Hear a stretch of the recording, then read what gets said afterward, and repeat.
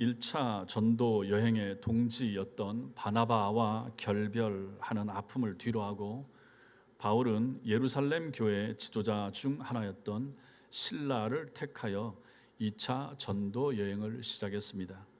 지난주에는 1차 전도 여행에서 돌에 맞아 죽을 뻔했던 땅 루스드라에 들렀다가 그곳에서 평생의 제자요 동력자가 되는 신실하고 젊은 디모데를 만나서 전도 여행을 함께 하게 된 것을 보았습니다.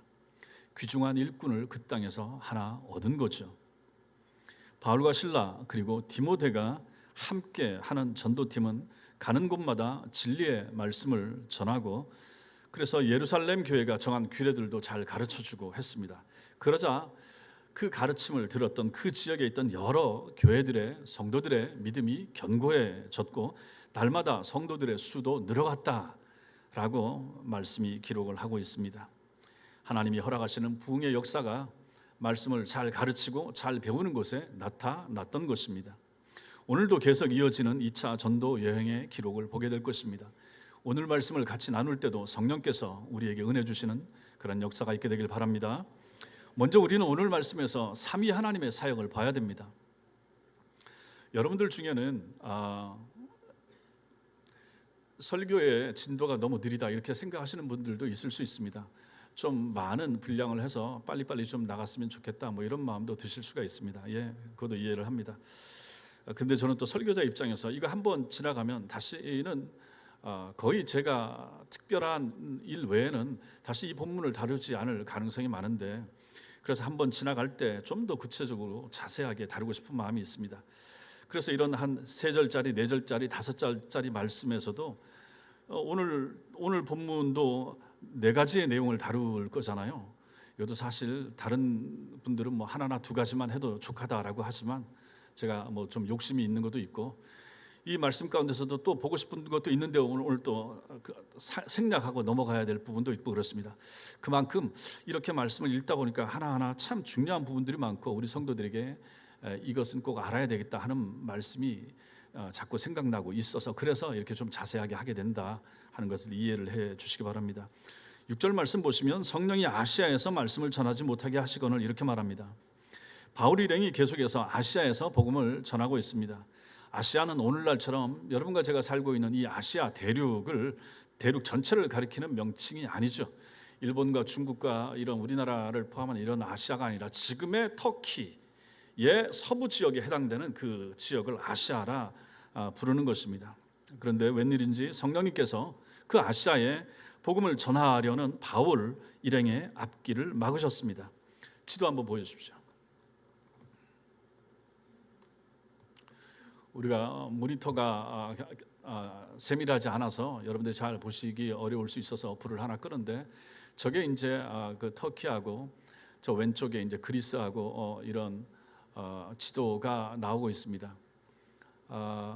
그 여러분 보시기에 오른쪽 아래쪽에 섬 저기가 이제 구브로 섬이 되는 거죠. 저 섬으로 여러분들이 잘 안 보일 수가 있는데 저쪽으로 전도팀이 한 팀이 갔습니다. 누가 갔습니까? 바나바하고 마가가 저쪽으로 갔죠. 1차 전도여행 때 저쪽으로 가서 저기서부터 이제 배를 타고 다시 또 이제 터키 남부 쪽으로 밤빌리아 쪽으로 갔잖아요. 저 보면 밤빌리아가 있고, 그래서 이제 바나바와 마가가 갔기 때문에 이들과 결별한 바울과 실라는 위쪽으로 걸어서 육로로 이제 위쪽으로 올라가게 되는 거죠. 그래서 이제 위쪽으로 올라갔던 바울 일행이 우리가 보았던 것처럼 더베, 그 다음에 루스드라, 이고니온, 그 다음에 비스디아, 안디옥 여기를 이제 거쳐서 가고 있는데 이들이 이제 가고 싶어 하는 곳이 아시아 쪽이라 하는 것입니다. 저기 아래쪽 왼쪽 아래쪽에 보면 아시아라고 빨간 글씨로 되어 있죠.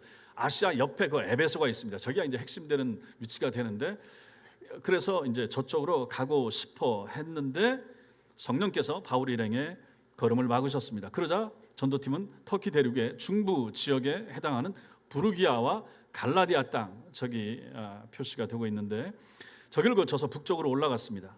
그리고 7절과 8절 말씀 보시면 무시아 앞에 이르러 비두니아로 가고자 애쓰되 예수의 영이 허락하지 아니하시는지라. 무시아로 향한 바울 일행은 무시아의 동쪽에 펼쳐져 있는 동북쪽이죠. 비두니아로 가기 위해서 애를 썼지만 이번에는 예수님의 영이 또 허락하지 않으신다, 이렇게 말을 하고 있습니다.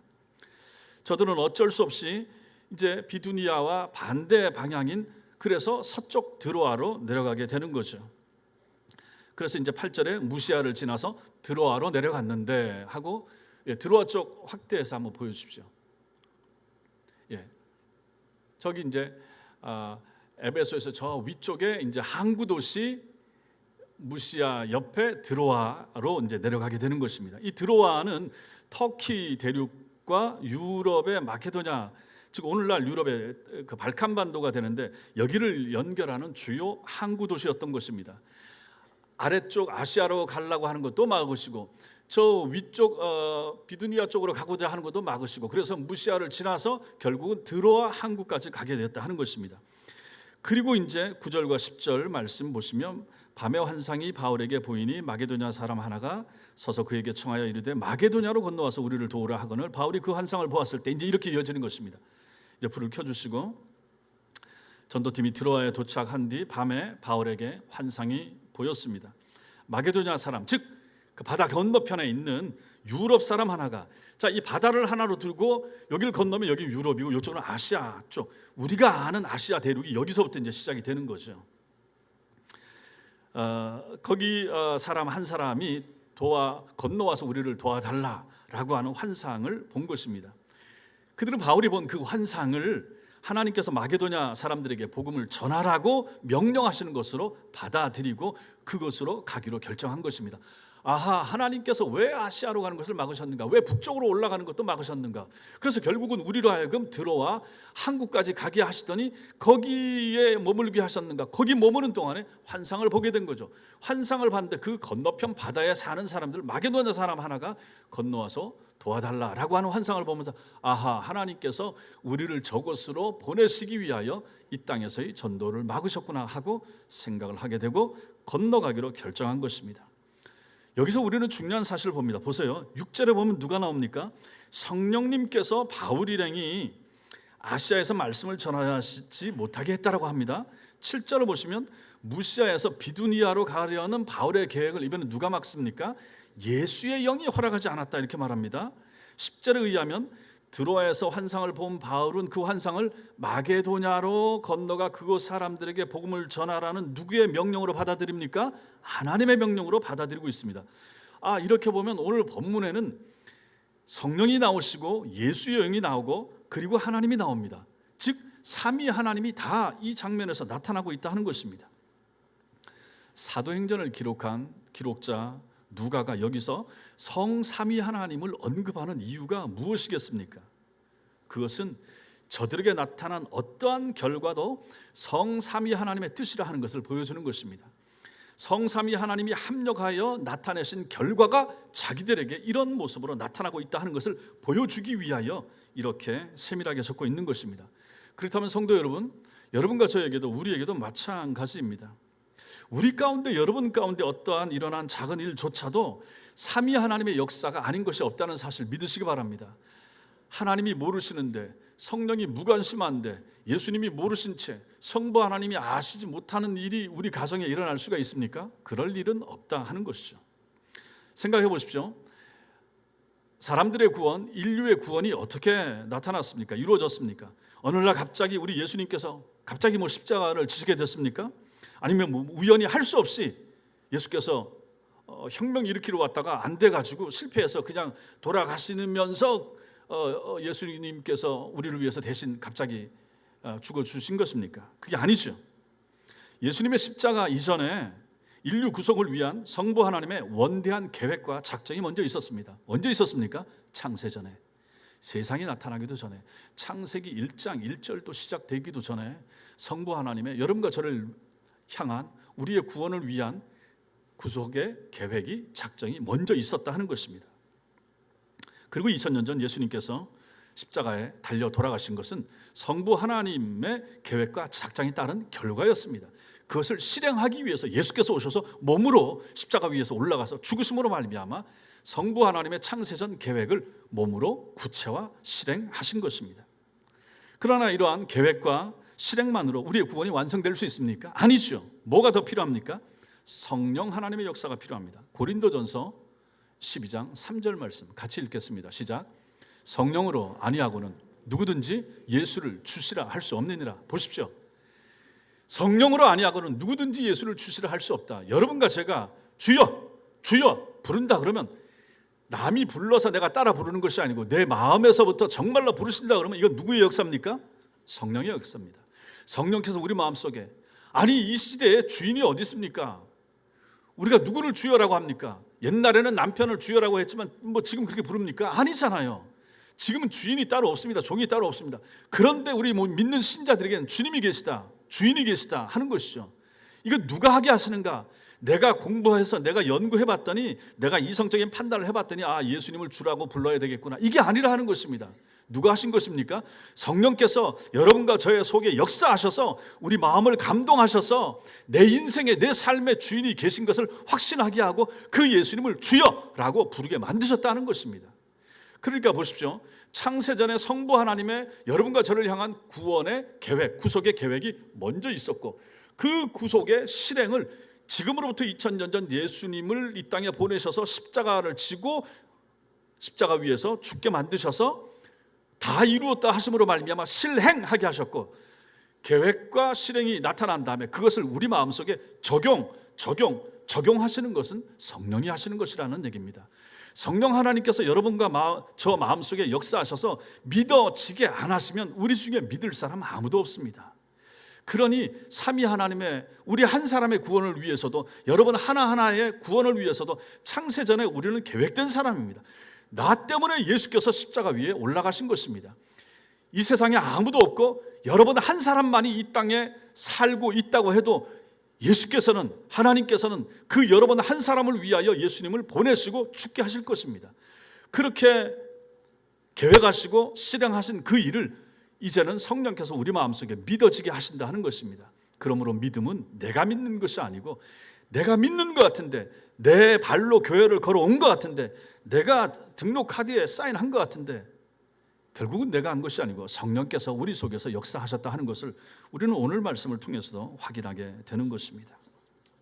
그러니 이것이 얼마나 놀랍고 감사한 하나님의 은총입니까? 모든 일에 있어서 성삼위 하나님께서는 이렇게 합력하여 선을 이루십니다. 이처럼 하나님이 삼위로 존재하시면서 모든 일을 합력하여 이루신다라는 것은 우리 이성으로는 받아들이기 어려운 문제지만 성경에서 이렇게 말하고 있기 때문에 믿으셔야 되는 것이죠. 삼위일체를 설명하고 삼위일체를 확인하는 것이 어렵습니다. 불가능합니다. 성경에서 말하니까 믿는 거죠. 이성적으로는 안 믿어지지만 말씀이 가르치니까 그렇게 믿어야 하는 것이죠. 아무튼 삼위 하나님께서는 바울이 터키 대륙에서 더 이상 복음 전하는 것을 막으셨습니다. 그래서 바울 일행의 발걸음을 드로아로 인도하시고 그곳에서 밤에 환상을 보게 하심으로 바다 건너 유럽 대륙으로 건너가게 하셨습니다. 아시아인이었던 바울이 유럽 대륙으로 건너가 유럽인들에게 복음을 전한다는 것은 그 당시에 바울로서는 전혀 상상도 못한 일이었던 것입니다. 하지만 부활하신 예수님께서 환상을 통해서 바울을 유럽으로 인도하시고 그를 통하여 로마 제국과 유럽 대륙에 마침내 주님의 복음이 전해지게 된 것입니다. 그래서 역사학자 토인비는 바울을 싣고 간 배는 유럽을 싣고 간 배라 이렇게 표현할 만큼, 바울 한 사람 태우고 그 바다 건너서 마게도냐로 간 것은 그냥 한 사람 싣고 간 것이 아니라 유럽을 싣고 간 배가 되는 거죠. 그 바울의 복음 증거 때문에 오늘날의 유럽과 복음화된 구라파가 있게 됐기 때문에 그렇게 표현하는 것입니다. 삼위 하나님께서 이때도 이렇게 역사하셨지만 지금도 마찬가지로 우리의 삶 하나하나 가운데서도 삼위 하나님이 우리의 삶의 전 영역에 관계하고 계시다 하는 사실 믿으시기 바랍니다. 두 번째로 우리는 오늘 말씀에서 멈추어야 할 때가 있더라, 성도들의 삶에 있어서는 하나님께서 막으시는 일이 있더라 하는 것을 배우게 됩니다. 우리는 방금 바울이 원했던 아시아 전도를 성령이 막으신 것을 보았습니다. 그러자 바울 일행은 갈라디아와 부르기아를 지나서 무시아에 이르러 북쪽에 위치한 비두니아로 가고자 했습니다. 그런데 그 노력마저 예수의 영께서 허락하지 않으셨다고 합니다. 9절에서야 우리는 그 이유를 알게 되는데 하나님은 바울 일행으로 하여금 더 이상 아시아나 무시아, 비두니아와 같은 지역이 아닌 유럽 대륙의 마게도냐로 보내시기 위하여 저들의 전도 여행을 막으셨다 하는 것을 우리는 알게 됩니다. 그 막으시는 방식까지는 모릅니다. 어떻게 막으시는지 성경에 나와 있지 않기 때문에 구체적으로 알 수가 없습니다. 결국 바울 일행은 아시아 지역에서의 전도 여행을 접고 유럽으로 방향을 돌리게 되었습니다. 자, 이 사실에서 우리가 알 수 있는 것이 무엇입니까? 아하, 하나님께서는 종종 성도들의 길을 막기도 하시더라 하는 것입니다.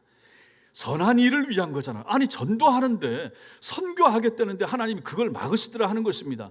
아시아 지역의 선교를 막으시고 비두니아 쪽 가서 복음을 전하겠다고 하는데 이거 얼마나 선한 일입니까? 얼마나 귀한 일입니까? 얼마나 아름다운 일입니까? 그럼에도 불구하고 이걸 막으시더라. 아니, 이 사람들이 기도 안 했겠습니까? 바울과 실라와 디모데 이런 사람들이 기도 안 했겠습니까? 기도하면서 같이 옮아가면서 복음을 전하려고 애를 쓰는데 그것을 하나님께서, 성령께서 막으시더라 하는 것입니다. 그것처럼 하나님께서는 성도들의, 여러분들의, 저의 앞길을 때때로 막으실 수도 있는 것입니다. 여러분과 제가 세운 계획이 하나님의 뜻과 맞지 않거나 혹은 우리가 가지 말아야 할 길로 우리는 고집하면서 가고자 할 때, 그때 성령께서는 막으실 수가 있는 것입니다. 그러므로 우리는 그럴 때 생각을 해야 됩니다. 아하, 이게 왜 이렇지? 하고 생각을 해야 되는 거죠. 자, 하나님께서 성도의 길을 막으실 때 방법이 다양한데 그 중에 몇 가지를 예로 들 수가 있습니다. 예를 들어서 어떤 일을 하는데 너무 많은 장애 요소가 생겨. 무슨 사업을 시작하든지 뭘 하든지 이게 안 되고 저게 안 되게 저게 막히고 뭐 자금이 잘 조달이 안 되고 이렇게 어렵다 그러면 이거 내가 기도하고 시작하는데도 불구하고 잘 안 되면 이거 그때는 하나님이 막으시는 것이 아닌가 이 생각을 하시라 하는 것입니다. 성도가 무슨 일을 할 때 참된 성도라면 기도하고 시작할 거 아닙니까? 근데 기도하고 진행하는 일이 자꾸 막히고 일이 안 풀리고 할 때는 멈추어 서서 이거 하나님께서 막으시는 거 아닌가 이 생각을 하는 것이 필요하다 하는 것이죠. 또 하나, 어떤 일을 진행하는데 내가 계획한 일을 하는데 마음이 평안이 없다, 마음에 기쁨이 없다, 즐거움이 없다. 그럴 때도 이거 하나님께서 원치 않는 게 아닌가 생각을 한번 해보실 필요가 있다는 것입니다. 아니, 우리가 주님 안에서 기도하면서 일을 할 때 그 기뻐야 되잖아요. 내 가정의 일도 마찬가지고 교회 일도 마찬가지고 기쁘게 즐겁게 일을 해야 되는데 마음에 기쁨이 없고 즐거움이 없고 평안이 없다. 기도하면서 일을 진행할 때 그러면 이것도 하나님이 막으시는 것이 아닌가 이렇게 생각해 볼 필요가 있다 하는 것입니다. 또 하나, 내가 어떤 일을 하고 기도 제목을 내는데 주변에 있는 사람들이, 내 동역자들이, 같이 기도하는 사람들이 아니면 권사님들이 조언을 해주는데 집사님, 권사님 그건 아닌 것 같은데 나도 기도하는데 글쎄 저도 마음에 금방 평안이 안 오고 기쁨이 없어요 하면서 이거 아직 때가 아닌 거 아니에요? 이렇게 얘기한다든지 이런 충고, 주변에 있는 믿음 좋은 기도하는 분들이 여러 명이서 그 일, 내가 하고자 하는 일에 대하여 조언을 해주면서 멈추라고 좀 더 생각해보라고 말할 때는 하나님께서 이런 식으로 나한테 당신의 뜻을 알려주시는 거 아닌가라고 생각해 볼 필요가 있다 하는 것입니다. 이런 경우들이 있을 때 무리하게 일을 추진하지 말고 좀 더 기도하면서 생각해 볼 필요가 있는 것입니다. 또 가끔은 여러분들이 제게 찾아와서 상담하면서 기도 제목을 낼 때도 있죠. 그때도 제가 기도한다든지 제가 어떤 조언을 줄 때도 귀담아 듣는 것이 필요할 수가 있는 것입니다. 우리는 바울이 살던 시대하고 다릅니다. 바울이 살던 시대는 환상을 보여주고 하나님께서 즉각 깨달을 수 있는 그러한 방편들을 통해서 막기도 했지만 지금은 그런 시대는 거의 아니라고 봐야 되는 거죠. 지금은 환경을 통하여, 사람을 통하여, 아니면 여러분들이 기도하시다가 성경을 읽다가 마음속에 확신이나 깨달음이나 이런 걸 통해서 하나님이 응답을 주시기 때문에 거기에 예민하게 반응해야지. 오늘날도 내 귀에 들려주시고 오늘날도 내 눈에 보여주시고 그럴 수도 있습니다. 그러나 하나님께서 지금은 성경이 완성된 시대이기 때문에 그렇게 많이 역사하지 않으시고 성경을 통하여 우리의 이성을 동원하여 기도하면서 하나님이 알도록 주위의 환경을 통하여 당신의 뜻을 보여주는 방식을 하나님이 취하고 계시기 때문에 이것을 잊지 마시라 하는 것입니다. 그래서 하나님께서 막으실 때는 멈춰야 되고 그것이 지혜고 시간을 절약하는 길이 되는 것입니다. 하나님이 막으시는데도 불구하고 억지로 그 길을 가려고 하면 어찌 되겠습니까? 이거 모험이 되는 것이고 힘들어지고 몸이 상할 수도 있고 시간을 낭비하는 일도 많이 생깁니다. 하나님이 원치 않는 일 하다가 결국은 우리들 중에도 마찬가지잖아요. 사업이 어려움을 당한다든지 부도가 난다든지 이런 경우도 다 마찬가지인 것이죠. 성도들 중에는 간혹 믿음으로 밀어붙이면 못할 일이 없다라고 이렇게 생각하는 분들이 계십니다. 이런 분들이 주로 의지하는 말씀이 마가복음 9장 23절 말씀이죠. 읽겠습니다. 시작. 믿는 자에게는 능히 하지 못할 일이 없느니라. 믿는 자에게는 능치 못할 일이 있겠느냐, 이러면서 이제 그 일을 하려고 하는 거죠. 그러나 우리는 이 말씀을 오해하지 말아야 됩니다. 이때 믿음이라고 하는 것은 자기만의 일방적인 확신이나 신념이 아닙니다. 우리는 가끔 믿음과 자기 확신, 자기 신념을 헷갈려 혼동하기도 합니다. 얼토당토않게 그냥 믿음으로 하면 뭐든지 다 될 줄로 생각하는데 안 되는 일도 많은 거거든요. 그러므로 이것을 분별하는 것이 필요합니다. 믿음은 언제나 하나님과의 관계성 속에서 생각해야 되는 것이죠. 하나님의 뜻을 이루기 위한 믿음이 아닌 믿음은 참된 믿음일 수 없습니다. 내 자신의 욕심을 가지고 기도하고 하나님 이거대로 해주세요, 될 줄 믿습니다 하고 하면 하나님의 뜻이 아닐 확률이 높은데 그거 하나님이 허락하시겠습니까? 자기 확신 가운데 강하게 밀어붙이는 것은 신념이나 의지는 될 수 있어도 믿음은 아닙니다. 일방적으로 기도하고 무모하게 밀어붙이는 것도 잘못된 신앙입니다. 그래서 그냥 무조건 기도 많이 하고 무조건 철회하고 무조건 금식하는 거, 이거 위험한 신앙이 되는 거죠. 그런 사람들이 극단적으로 갈 확률이 높기 때문에 그런 것입니다. 그래서는 안 됩니다. 믿는다고 하면서 우리도 나도 베드로처럼 하게 해주세요라고 물 위를 걸으면 어떻게 되겠습니까? 물에 빠져 죽습니다. 독을 마시면 신자도 독 마시면 어떻게 됩니까? 우리도 죽을 수밖에 없어요. 그걸 가지고 믿음이라고 하면서 그걸 주님을 얼토당토 않은 일로 시험하듯이 그런 믿음의 모습은 만용이고 잘못된 것이라 하는 것입니다. 믿음이나 기도가 언제나 만능인 것은 아닙니다. 모든 기도를 하나님께서 다 응답해 주시겠다고 약속하지 않으셨습니다. 하나님이 막으시는 것을 무리하게 추진하는 것은 잘못된 것입니다. 그러지 말아야 됩니다. 우리는 먼저 하나님의 뜻을 살펴야 됩니다. 하나님이 이 상황 가운데서 내게 무엇을 원하시는가, 내게 어떤 문제가 생겼을 때, 딱 닥쳤을 때 먼저 생각하는 게 필요하죠. 기도하는 거죠. 그리고 말씀을 펴고 읽고 기도하고 먼저 움직이기 전에 먼저 하나님의 뜻을 묻는 것이 필요하다 하는 것입니다. 아무리 내 계획이 훌륭해 보이고 하나님의 영광을 드러낼 수 있는 것 같아도 하나님의 뜻이 아닐 수도 있다 하는 것입니다.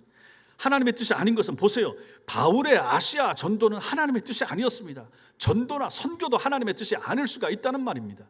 그럼 하나님이 막으시는 거죠.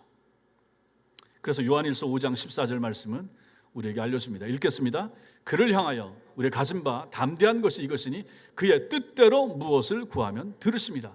언제 들으십니까? 그의 뜻대로 구할 때 들으시는 거죠. 그러므로 하나님의 뜻이 먼저입니다. 저나 여러분이 항상 이게 중요한 거죠. 하나님의 뜻이 무엇일까? 우리 아이의 앞날에 있어서 하나님의 뜻, 우리 가정에 나타난 하나님의 뜻, 이 사업에 있어서, 이 일에 있어서, 이 직장에 있어서, 이사하는 일에 있어서, 교회를 섬기는 일에 있어서 하나님의 뜻이 무엇인가? 항상 그것이 먼저라는 얘기죠. 내 뜻이 아니고요, 내 생각이 아니고요, 내 고집이 아니고요, 내 마음이 먼저가 아니고요, 내 작정이나 내 계획이 먼저가 아니고 하나님의 뜻이 무엇인가를 먼저 생각하고 묻고 그리고 나아가는 것. 그때 하나님의 뜻에 맞으면 하나님이 들으신다 하는 것입니다. 하나님의 뜻을 먼저 살핀 후에 그 뜻의 성취를 위해서 기도하시고 그리고 그 길로 나아가는 여러분과 제가 되시기 바랍니다. 오늘 말씀에서 우리 세 번째로 볼 수 있는 것은 복음 전파는 멈출 수가 없다 하는 것입니다. 다시 6절 말씀을 보면 성령이 말씀을 전하지 못하게 막으셨습니다. 로마 황제나 유대인 같은 박해자들이 이들의 전도를 막은 것이 아니라 전도하는 일을 성령께서 맡고 계십니다. 막으시는 구체적인 내용은 알 수가 없다고 했습니다. 자, 여러분들이라면 어떻겠습니까? 전도하는데 전도를 열심히 하려고 하는데 전도하는 일이 막힌다. 그럼 어떻게 하시겠습니까? 그렇지 않아도 전도하는 게 힘들고 어려운데 엎어진 김에 그냥 쉬어간다고 전도 사역 자체를 좀 쉬어야 되겠다 이런 생각 안 하겠습니까?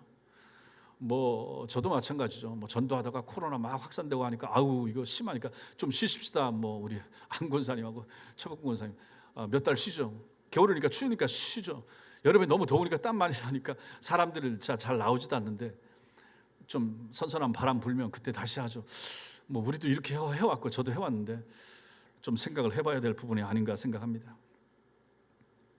그러나 바울은 그렇게 하지 않았습니다. 그런 걸음을 멈추는 대신 부르기아와 갈라디아로 방향을 돌렸습니다. 그곳에서 다시 비두니아로 가고자 했습니다. 그러자 이번에는 예수의 영이 허락하지 않았습니다. 이쯤 되면 이제 포기할 만도 하죠. 그러나 바울은 포기하지 않았습니다. 8절에서 그런 무시아를 지나서 또 들어와라고 하고 있습니다. 왼쪽 막히고 오른쪽 막히니까 가운데로 지나서 결국은 들어와까지 가게 되는 거죠. 이것이 무엇을 말해줍니까? 복음 전도는 그 어떤 경우에도 멈출 수 없는 행진이라 하는 것을 우리에게 보여줍니다. 우리는 훗날 바울의 모습을 기억을 합니다. 바울이 로마로 잡혀갔죠. 가정집으로 된 감옥에 갇혀 있을 때 그때는 잡혔으니까 감옥에 있으니까 뭐 할 수 없지 않겠습니까? 그때는 그런 복음 전도하는 거 멈췄습니까? 아닙니다. 사도행전 28장 30절부터 31절 같이 읽겠습니다. 시작. 바울이 온 이태를 자기 셋집에 머물면서 자기에게 오는 사람을 다 영접하고 하나님의 나라를 전파하며 주 예수 그리스도에 관한 모든 것을 담대하게 거침없이 가르치더라. 아니, 이 사람을 보십시오. 지금 감옥인데 가정집으로 된 감옥입니다. 여기에 갇혀 있습니다. 그 안에서는 좀 자유롭습니다. 바깥으로 나올 수가 없어요. 그러니까 이 2년 동안을 자기 셋집에 감옥에 머물면서 로마 시민이기 때문에 이런 특권을 허락한 거죠. 자기에게 오는 사람들은 다 올 수가 있었어요. 감옥으로 된 집인데 다 영접하고 그들에게 뭘 하고 있습니까? 하나님의 나라를 전파하며 주 예수 그리스도에 관한 모든 것을 담대하게 거침없이 가르치더라. 저것이 사도행전 맨 마지막 절 2절이 되는 것입니다. 마지막까지 복음을 위하여 복음의 선포 전도를 멈추지 않는 바울의 모습을 우리는 여기서 보게 됩니다. 바울이 로마 감옥에서 써보낸 편지에서 그가 부탁하는 것도 우리가 봅니다. 에베소서 6장 19절 시작. 또 나를 위하여 구할 것은 내게 말씀을 주사 나로 입을 열어 복음의 비밀을 담대히 알리게 하옵소서 할 것이니, 자기를 위해서 중보 기도를 해달라고 요청하면서 뭐라고 합니까? 내게 말씀을 주사, 바울 나에게 말씀을 주셔서 나로 입을 열어서 복음의 비밀을 담대히 알리게 하옵소서. 누구라도 내게 오는 사람, 내가 만나는 사람에게 마지막까지 복음을 전할 수 있도록 나를 위해 기도해 주시오라고 에베소 교인들에게 써서 보낸 편지에 이렇게 기록하고 있는 것입니다. 이런 사실들이 우리에게 무엇을 보여줍니까? 복음 증거는 어떤 경우에도 멈출 수 없는 일이라는 사실을 알려줍니다. 여러분과 제가 하는 사업이나 공부나 세상 일은 형편에 따라 잠시 멈추거나 접고 다른 일을 할 수도 있습니다. 그러나 복음 전파는 그렇지 않습니다. 그것은 이 땅에서 무언가 다른 것으로의 대체가 전혀 불가능합니다. 복음 증거는 우리 마음대로 멈출 수 있는 일이 아니라 하는 것을 여기서 보게 됩니다. 바울을 통해서도 배우게 되고 바울이 그 길로 가는 것을 통하여 우리가 배우는 것은 우리는 바울의 후예 아닙니까? 그럼 우리도 마찬가지여야 되는 거죠. 일찍이 주님께서는 마태복음 10장 23절에서 이 동네에서 너희를 핍박하거든 저 동네로 피하라 이렇게 말씀하셨습니다. 이것은 박해의 상황이 생기면 다른 동네로 피해 숨으라는 것이 아니라 이 동네에서 받아들이지 않으면 다른 동네, 즉 새로운 전도지를 향해 나아가라, 그 말씀이 되는 것입니다. 우리 주님께서는 우리 몸을 별로 안 챙겨주시더라고요. 네가 죽더라고 그런 일이 생긴다 할지라도 내 복음과 하나님 나라 복음은 전해져야 된다, 이러한 것을 우리에게 요구하시는 분이 우리 예수님이십니다. 좀 심하다 싶을 정도로, 섭섭한 마음이 들 정도로 주님은 그렇게 하십니다. 이 가르침을 초대교회 성도들 그대로 실천을 했습니다. 교회에 큰 박해가 일어났을 때 성도들이 흩어졌죠. 도망간 것처럼 보였죠. 그러나 그들은 흩어져서 오히려 복음을 더 많은 곳에 전하게 되었습니다. 수리아에 있는 안디옥 교회가 세워지게 된 것도 결국은 박해 때문에 흩어진 사람들이 거기 가서 이방인들에게 복음을 전해서 교회가 세워진 거 아니겠습니까? 9절 말씀도 우리에게 멈출 수 없는 복음 전파의 중요성을 알려줍니다. 9절 말씀 다시 같이 한번 읽겠습니다. 시작. 밤에 환상이 바울에게 보이니 마게도냐 사람 하나가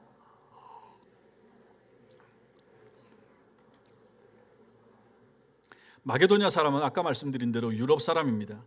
마게도냐인은 환상 중에 바울을 향해서 건너와서 자신들을 도와달라고 요청을 합니다. 살려달라는 부르짖음이 되는 거죠. 우리 육신의 눈에 안 보이고 귀에 안 들리는 이 간절한 외침을 영혼의 눈과 귀로 보고 들을 수 있어야 되는데 바울은 그것을 들었던 것입니다. 아하, 저기 바다 건너 마게도냐 사람들이 건너와서 도와달라고 하는 것은 자신들에게 복음을 전해달라고 하는, 예수 그리스도의 복음을 자기들에게도 소개해달라고 하는 그러한 간절한 부르짖음이구나, 외침이구나 하는 것을 알았다 하는 얘기입니다. 누가복음 16장에 보면 거지 나사로와 부자의 이야기가 나옵니다. 이것은 여러분들이 잘 아는 내용이고, 그 부자는 지옥에 갔죠. 지옥에 가서 아브라함의 품에 천국에 가 있는 나사로를 보면서 이제 하나님과 아브라함과 대화하는 내용들이 쭉 나옵니다. 그 내용 중에 27절과 28절 보시면, 나사로를 내 아버지 집에 보내소서. 왜 보내라고 그럽니까? 아하, 자기가 지금 지옥에 와서 봤더니 정말로 지옥이 있더라 하는 걸 몸으로 체험하는 거죠. 그 뜨거운 불못에 있으면서, 그러면서 하나님 앞에 요청하는 것입니다. 땅에는 내 가족들이 있습니다. 내 형제들이 있습니다. 저들은 아직 죽지 않았기 때문에 기회가 있는, 나는 죽어서 지옥 이미 왔으니까 할 수 없지만은 땅에 있는 내 가족들은, 저들은 예수님 믿고 하나님 믿어서 나처럼 지옥 오지 않고 천당 갔으면 좋겠습니다. 거지 나사로가 간 천당에 들어갔으면 좋겠습니다. 하나님 도와주세요. 그렇게 하기 위해서 천당에 들어가 있는 나사로를 살려서 부활시켜가지고 땅에 보내서 전도 좀 하게 해주세요. 그 요청 아닙니까? 나사로를 내 아버지 집에 보내소서. 왜 보내라고 합니까? 뒷부분은 이 고통받는 곳에 오지 않게 하소서. 이 고통받는 곳에 오지 않게 하소서. 나는 이미 고통받는 곳에 지옥에 와서 이 뜨거운 불못에서 고통당하고 있지만, 땅에 살아있는 내 가족들은 예수 알고 예수 믿어서 이 고통받는 곳에 오지 않도록 나사로를 살려서 보내주세요 라고 요청하는 이 부자의 소리를 우리는 누가복음에서 16장에서 듣게 되는 것입니다. 이것은 지금도 마찬가지입니다. 지금도 우리 귀에 이런 울림이 들릴 수 있어야 되는 것입니다. 복음을 전해달라고 요청하는 사람들의 소리가 어디든지 있을 수밖에 없다는 것입니다.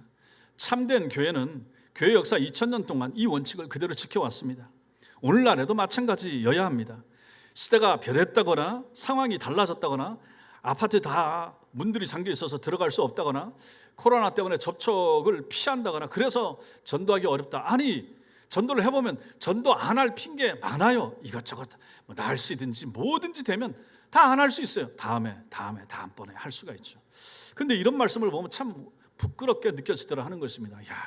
우리 믿음의 선배들은 이렇게 했는데 이거 우리는 상황이 이렇고 이렇다고 해서 이 핑계 대고 저 핑계 대면서 전도를 안 한다 하는 마음을 여기서 보면서 참 부끄러움을 느끼게 되는 것입니다. 각 시대마다 전도를 방해하는 요소들은 항상 있어 왔습니다. 어느 시대 어떤 환경에서 전도하기 좋도록 누가 도와줬습니까? 마귀가 가만히 내버려 두겠습니까? 아니죠. 문제는 성도들의 전도의 열정이 식은 것입니다. 가슴에 뜨거움이 없는 거죠. 영혼을 살리려는 갈망이 부족한 거죠. 지옥에서 외치는 이 부자의 부르짖음, 이것이 우리의 귀에 잘 안 들리는 것입니다. 마게도냐 사람들의 건너와서 우리를 살려주세요, 우리를 도와주세요라고 하는 외침이 여러분과 저의 귀에 잘 안 들리는 거죠. 그냥 지금이 좋사오니, 그냥 우리끼리 모여 있는 것이 좋사오니, 그냥 우리 모임 가운데 또 모르는 사람이 와서 그냥 어색해지고 또 익숙해질 때까지 가느니 그냥 우리끼리 우리 전도에 잘 모이고 그냥 날 좋으면 야유회 가고 이 모임이 좋사오니 그냥 이대로 있었으면 좋겠습니다 하는 마음이 은연중에 여러분과 저 가운데 있을 수 있다 하는 것입니다. 우리는 우리의 생각을 고쳐야 됩니다. 영혼을 향한 마음. 여러분들 기도 제목, 한나 기도회 때 여러분들이 하는 그 기도 제목 저도 이제 2장 가지고 자주 봅니다. 자주 보면서 여러분들의 기도 제목을 제 마음속에 이제 담는 거죠. 거의 많은 경우에 우리 자식이, 우리 남편이, 아내도 마찬가지죠. 인격적으로 예수 그리스도를 좀 만났으면 좋겠다. 참 얼마나 절절한 가슴 아픈 기도 제목인가 하는 것이죠. 예수를 만나는 거죠. 인격적으로 만나는 거. 눈에 보이지 아니하시는 영이신 하나님을 인격적으로 만나서 우리 아들 마음속에, 우리 딸 마음속에 그 예수가 들어가서 예수와 동행하면서 예수와 함께 직장 생활하고 예수와 함께 공부도 하고 예수와 함께 결혼을 준비하고 했으면 좋겠다. 이런 마음들이 다 있는 거 아니겠습니까? 기도해야 되는 거죠.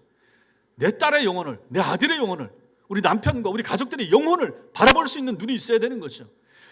저 지옥에서 이 고통받는 것을 오지 않게 하소서라고 요청했던 그 부자의 요청을 여러분과 제가 마음속에 담는 것이 필요하다 하는 것입니다. 전도하셔야 됩니다. 올 한 해 한 사람 전도해야 되겠다. 그것을 결정하시라고 말씀을 드렸죠. 한 사람만 전도하시면 됩니다. 올 한 해 하나님 내게 한 영혼을 주옵소서. 한 영혼을 얻기를 원합니다. 이런 것을 기도하는 것이 필요합니다. 이 일에 열심을 내는 여러분과 제가 되시기 바랍니다. 마지막으로 우리는 의사 누가가 이 전도팀에 합류하는 것을 보게 됩니다. 10절 말씀 보면 바울이 그 환상을 보았을 때 우리가 곧 마게도냐로 떠나기를 힘쓰니 이는 하나님이 저 사람들에게 복음을 전하라고 우리를 부르신 줄로 인정함이로라. 여기 보면 인칭대명사 우리가 나옵니다. 본문 이전까지 바울 일행은 6절에서처럼 언제나 3인칭 그들로 기록되어 있었습니다. 그런데 오늘 이 본문을 기점으로 하여 사도행전이 끝나기까지 바울 일행 전체를 가리킬 때는 계속해서 우리라고 나오고 있는 것입니다. 여기서 이제 민감한 분들은 좀 생각하게 되는 거죠. 여 앞에까지는 그들 하고 있다가 바울 일행을 그들 하다가 여기서부터는 우리로 바뀐 것입니다. 우리는 사도행전을 기록한 사람을 포함하는 1인칭 복수 주어가 되고 있습니다. 바울 일행이 드로아에서부터 우리라고 기록하기 시작했다는 것은 사도행전을 기록한 사람이 바로 이 드로아에서 바울 전도팀에 합류했다 하는 것을 우리에게 보여줍니다. 그 사람이 누굽니까? 바로 누가복음과 사도행전을 기록한 누가가 여기서 합류하게 된 것이죠. 누가는 헬라어를 사용하는 이방인입니다. 누가의 직업을 골로새서 4장 14절은 사랑받는 의사 이렇게 나오고 있습니다. 의사입니다. 그때나 지금이나 의사는 공부 많이 해야 되죠. 높은 학문 수준이 요구되는 사람들이 의사입니다. 그 당대의 지성인이고 엘리트였습니다. 그래서 누가는 신약 성경을 기록한 사람들 가운데 헬라어를 가장 정확하게 가장 우아하게 구사할 수 있었습니다. 공부 많이 한 사람이니까요. 누가가 기록한 누가복음과 사도행전의 첫머리는 누구한테 이 편지를 보내는가가 나옵니다. 그 수신자가 누굽니까? 당시의 유력한 사람 데오빌로 이렇게 나옵니다. 누가복음과 사도행전은 2000년 전 이방인 유력자 데오빌로로 대표되는 당시의 엘리트 이방인들을 위해서 쓰여진 글이 바로 누가복음과 사도행전이었던 것입니다. 누가가 드로아에서 바울 전도팀에 합류했다는 것은 그가 드로아에서 의사로 활동했다는 것을 보여줍니다. 누가가 바울을 어떻게 만났는지 우리는 알 수는 없지만 누가는 드로아에 도착한 바울을 만나서 그를 통해서 복음을 전해 듣게 되고 그리스도인이 되었으며 나아가서 의사라고 하는 직업을 접고 바울 전도팀에 합류한 걸로 우리는 볼 수가 있는 것입니다. 여태까지 의사 일 잘하다가 바울 만나서 복음을 전해 듣고 예수를 믿게 되고 나 이제 당신들과 함께 전도팀에 합류하겠습니다. 도와주세요 하게 했다는 얘기입니다. 본문에서 바울과 동행하기 시작한 누가는 디모데후서 4장 11절에 의하면 말년에 바울이 로마 감옥에 갇혀 있을 때도 바울 곁에서 그를 지키던 사람입니다. 보십시오. 여기서 우리가 생각할 수 있는 게 뭡니까? 하나님께서 바울 옆에 의사를 하나 붙여준 겁니다. 주치의를 붙여준 거예요. 바울이 몸이 약해하잖아요. 남을 위해서 기도하고 병자도 고쳤는데 자기 몸은 고치지 못했어요. 하나님이 허락하지 않았습니다. 바울도 몸에 병을 달고 다녔습니다. 그런 그를 하나님께서 항상 건강하도록 항상 멀쩡하도록 도와주지 않았습니다. 병약한 채 아픈 채 다니게 하면서도 또 하나님께서 누가를 의사를 붙여줘가지고 몸이 약한 그를 돌볼 수 있도록 하나님 은혜를 허락하셨다는 것입니다. 모든 기적이 다 통하는 것은 아닙니다. 의사 없어도 돼, 나는 병 기도로 다 고쳐. 바울은 그렇지 않았다는 것입니다. 바울에게도 누가가 필요했기에 하나님께서 누가를 통하여 필요한 부분을 옆에서 도움을 받으라고 늘 병약한 상태로 다니는 그에게 하나님의 은혜를 베풀어 주셨던 것입니다. 이것이 하나님의 은혜인 것입니다. 누가는 평소 여러 가지 질병에 시달렸던 바울을 그의 의술로만 도운 것이 아니었습니다. 누가는 오늘 본문부터 시작하여 사도행전이 끝나기까지 바울의 삶을 지켜보면서 그의 행동 하나하나와 그가 전한 메시지들을 모아서 글로 적었습니다. 그것이 바로 사도행전입니다. 바울은 사도행전 9장에서 주님의 부르심을 받았죠. 그 이후 오직 주님만을 위해서 살아왔습니다. 바울이 따라서 사도행전 9장부터 오늘 본문 여기 이르기까지의 내용은 누가가 바울에게서 들은 거죠. 바울을 통해서 들은 거죠. 그래서 자기는 거기 없었으니까 바울을 통해서 사도행전 9장부터 여기까지는 들어서 자기가 나중에 적었다 하는 것입니다. 그러면 바울이 회심하기 전에 사도행전 1장부터 8장까지는 어떻게 됐겠습니까? 그걸 어떻게 누가가 알고 적었을까요? 그것은 바로 그 전도팀에 같이 있는 실라를 통해서 들었을 것이라 이렇게 생각하는 것이 좋을 것입니다. 바울은 2차 전도 여행의 동역자를 예루살렘 모교에서 찾았습니다. 안디옥 교회에서 찾은 것이 아니고 바나바하고 결별을 했을 때 사람을 어디서 찾아왔습니까? 거기에 왔었던 그 신라는 예루살렘 교회의 인도자였죠. 거기 선지자였죠. 이 사람을 찾아왔습니다. 사도행전 15장 32절이 신라가 선지자였다 이렇게 말합니다. 예수님께서 부활 승천하신 후에 예루살렘 모교회는 예수님의 직계 제자인 사도들의 본거지였습니다. 당시에는 신약 성경이 기록되기 전이었기 때문에 사람들은 사도들의 가르침과 입을 통하여 복음을 영접하고 예수님을 믿었습니다. 신라는 바로 그 예루살렘 교회 모교의 선지자였습니다. 신약의 선지자들은 사도들의 직무를 대신하거나 사도들을 옆에서 돕던 헬퍼가 됩니다. 그러니까 사도들이 제일 중요하고 그 옆에서 도와주던 헬퍼로서 선지자의 역할을 했던 사람들 중에 신라가 있었던 거죠. 그러니 신라가 얼마나 사도들을 통하여 예수님에 대한 내용을 많이 들었겠습니까? 많이 알았겠습니까? 그러니 신라와 전도여행을 하게 된 누가는 신라를 통하여 사도행전 1장부터 8장까지의 예수 그리스도와 그 앞에 초대교회의 모습을 전해 들을 수 있었다는 거죠. 그러니까 이때 내용은 신라를 통해서 듣고, 그 다음에 9장부터의 내용은 바울을 통해서 직접 듣고, 나머지 그 뒷부분은 자기가 직접 본 거니까, 이렇게 해서 신약 성경의 사도행전을 완성할 수가 있었다 하는 것입니다. 이렇게 누가복음과 사도행전을 기록할 수 있도록 드로아에서 바울과 신라를 만나게 하신 하나님의 섭리가 얼마나 놀라운가 하는 것을 우리는 여기서 보게 되는 것입니다. 하나님께서 누가를 부르시고 바울과 동행하게 하시면서까지 바울의 모든 것을 성경 속에 기록하게 하신 것을 통해서 우리는 또 하나 생각할 수 있는 것이 있습니다. 무엇입니까? 우리 각자의 생활과 삶도 하나님 앞에 영원히 기록이 되고 있다 하는 것입니다. 이것을 계시록 20장 12절이 알려줍니다. 읽겠습니다. 시작. 책들이 펴 있고 또 다른 책이 펴졌으니 곧 생명책이라. 죽은 자들이 자기 행위를 따라 책들에 기록된 대로 심판을 하더니. 잘 보십시오. 책들이 펴 있고 복수의 책이 있습니다. 또 다른 책이, 이건 단수의 책입니다. 또 다른 책이 펴졌으니 곧 생명책이라. 또 다른 책은 무슨 책입니까? 생명책입니다. 생명책엔 사람의 이름만 써 있습니다. 여러분과 저의 구원받을 사람들의 이름이 적힌 책이 생명책입니다. 그 앞에 있는 책들은 저 뒤에 나오는 죽은 자들이 자기 행위를 따라 책들에 기록된 대로 심판받으니, 이렇게 말합니다. 행위의 책이 되는 것입니다. 아하, 하나님 앞에 두 권의 책이 있구나. 한 권으로 된 생명책이 있고 복수로 된 여러 권의 행위를 적은 책들이 있다. 뭐 상식적으로 생각하면 이름은 하나만 적으면 되니까 생명책은 한 권만 있어도 모든 구원받을 인류를 다 적을 수 있을 것입니다. 그러나 행위의 책은 여러분과 제가 하는 행위가 얼마나 많습니까? 그 행위의 책을 적을 책은 그래서 복수 형태가 아닌가, 이렇게 생각할 수가 있는 거죠. 아무튼 이런 것을 보면 아하, 우리의 모든 이 땅에서의 삶, 행동, 말, 이것들이 하나님 앞에 행위책에 날마다 기록이 되고 있구나 하는 것을 우리는 오늘 말씀을 통해서 알 수가 있는 것입니다. 누가가 바울의 모든 행적과 말을 기록했듯이 하나님 앞에, 하나님 나라 데이터베이스에 우리의 모든 이 땅에서의 행동과 삶이 여전히 저장이 되고 있고 기록이 되고 있다 하는 것을 우리는 이 말씀에서 배우게 되는 것입니다. 그리고 그것에 근거하여 우리에게 줄 상, 그리고 불신자들에게 허락할 벌, 이것을 하나님께서 다 저렇게 기록하셨다가 마지막 날 갚으실 것입니다. 사랑하는 성도 여러분, 여러분은 여러분의 모든 삶의 영역에 개입하시는 삼위일체 하나님을 믿으셔야 합니다.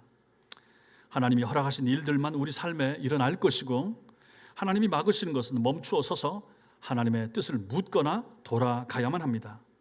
다른 모든 것은 멈추거나 중단할 수 있지만 복음 전파나 선교 사역만은 결코 멈출 수가 없습니다. 이 일들은 타협의 여지가 없습니다. 우리를 부르신 불신자들의 구원의 외침을 영적인 청각으로 여러분과 저는 들을 수 있어야 됩니다. 우리의 말과 행동은 오늘도 하나님 나라 데이터베이스에 기록되고 있음을 알고 함부로나 헛되이 또는 믿음 없이 살지 않아야 될 것입니다.